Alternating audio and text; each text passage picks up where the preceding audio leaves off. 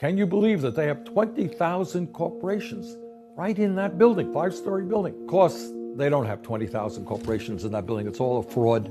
A group of investigative journalists released over 13 million files known as the Paradise Papers, exposing just how bad this situation has become. These papers show how a handful of oligarchs in the United States and throughout the world get richer, much richer, by hiding their wealth and profits offshore to avoid paying their fair share of taxes. You know, it's a funny thing.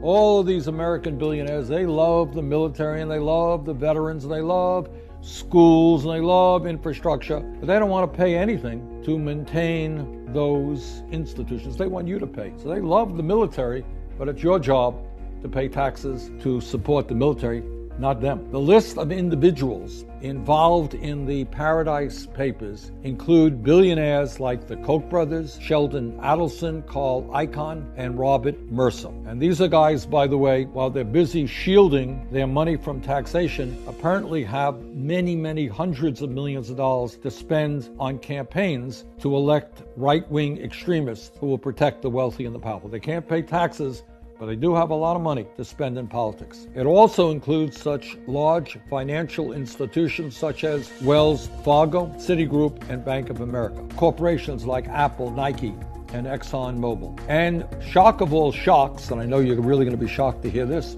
it includes members of the Trump administration like Secretary of State Rex Tillerson, Commerce Secretary Wilbur Ross, Chief Economic Advisor Gary Cohn, and Treasury Secretary Steve Mnuchin. Offshore tax evasion is a major problem not just for the United States, but for governments throughout the world. We must take action now to put an end to this socially damaging and extortionately costly scandal. In 2012, the Tax Justice Network released a statement and a report that is absolutely incredible. And in that report, they estimated that at least $21 trillion is being stashed in offshore tax havens all over the world. The situation has become so absurd that one 5-story office building in the Cayman Islands is now the home of nearly 20,000 corporations. So that's the building that's right behind me. These corporations are using that address in the Cayman Islands in order to avoid taxes. In the United States, offshore tax evasion cost our government about $160 billion